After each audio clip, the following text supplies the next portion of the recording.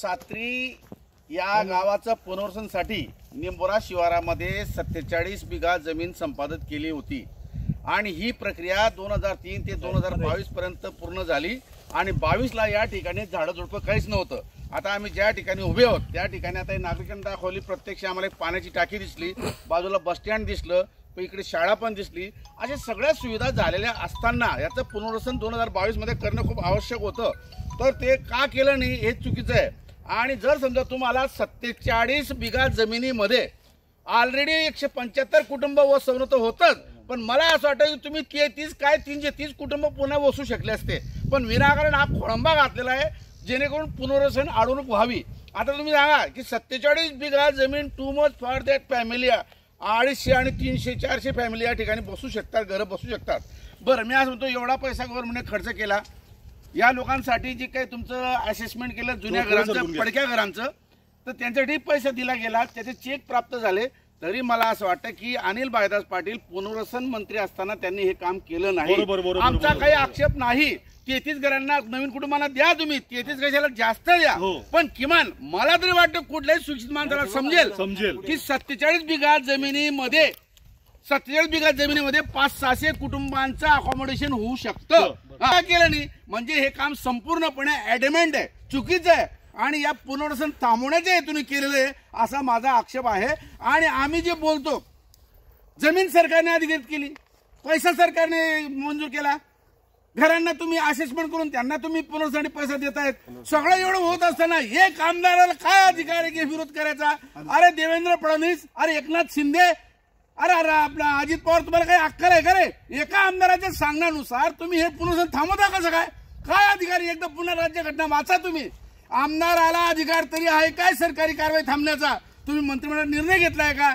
पण इथले बी आमदार आडणचोट आहेत आणि आमचे मुख्यमंत्री पण अभ्यास करून काम करत नाही। शिंदे तो काहीच म्हणजे शिकलेलाच माणूस अशिक्षित आहे आणि अजित दादाला भ्रष्टाचाराशिवाय दुसरं काही कळत नाही, म्हणून या समस्या उद्भवलेल्या आहेत। आमची प्रहार जनशक्ती पार्टी यावर आक्षेप घेत आहे की तुम्ही नागरिकांना निर्धारित सोयीसुविधा देत नाही, पुनर्वसन करून देत नाही आणि मग तुम्ही कशाला मंत्रिमंडळ चालवत आले चोरांनो? स्वतः अंमळनेर पुनर्वसन मंत्री असताना सुद्धा देखील सात्री गावाचं पुनर्वसन झालं नाही, ही सर्वात मोठी शोकांतिका आहे। कारण पुनर्वसन महाराष्ट्र राज्याचे मंत्री अनिल भाईदास पाटील होते, तर आम्ही पाकिस्तानवरनं पुनर्वसन मंत्री मागू शकत नाही आणि ही सरासर आमच्या सात्री गावाची लूट आहे। आणि सात्री गाव हे पुनर्वसन मध्ये 100% येतं आणि सात्री गावाचं पुनर्वसन अनिल भाईदास पाटलांनी का थांबवलं, हा जबाब आज आम्ही सात्री गाव ज्या ठिकाणी नवीन गावामध्ये पुनर्वसन झालेलं आहे त्या गावाच्या बसस्टॉपला, आणि हे गाव दिवाळीच्या सुट्टीच्या पहिले 2 दिवस पहिले हे सात्री गावाचं आज रोजी हे झालेलं चालू काम आणि ते काम बंद पाडून अनिल भाईदास पाटील मस्तपैकी दिवाळीचा फराळ करत इकडे तिकडे फिरतायत।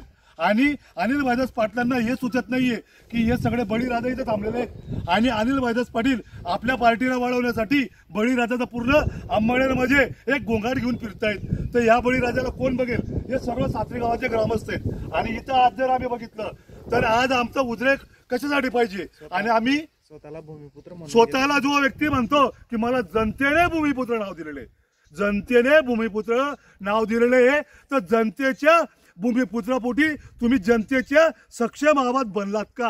हा प्रश्न आम्ही थेट प्रहार जनशक्ती पार्टीच्या माध्यमातून आम्ही विचारतोय आणि अनिल भाईदास पाटलांनी याचं उत्तर जनतेचा भूमिपुत्र कसा असावा हे द्यावं। आणि आमच्या गाववाल्यांचा एकच प्रश्न आहे की यांनी हे 2002 पासून का रखडवलं? यांना रस्ता पाहिजे होता आणि त्या रस्त्यासाठी यांनी हे 2022 पासून हे काम रखडवलं, कारण यांना रस्त्याच्यासाठी पैसे खायचे होते म्हणून यांनी हे काम रखडवलं, असा आमचा सात्रीचा आणि ग्रामस्थांचा सक्त विरोध आहे। तसं जर म्हटलं ना तर आम्ही आलो या ठिकाणी, हे जे नवीन आता पुनर्वसनचं गाव आहे, ही जी 47 बिघा जमीन आहे, इथं रस्ता येण्यासाठी काहीच अंतर नाही, फरलांग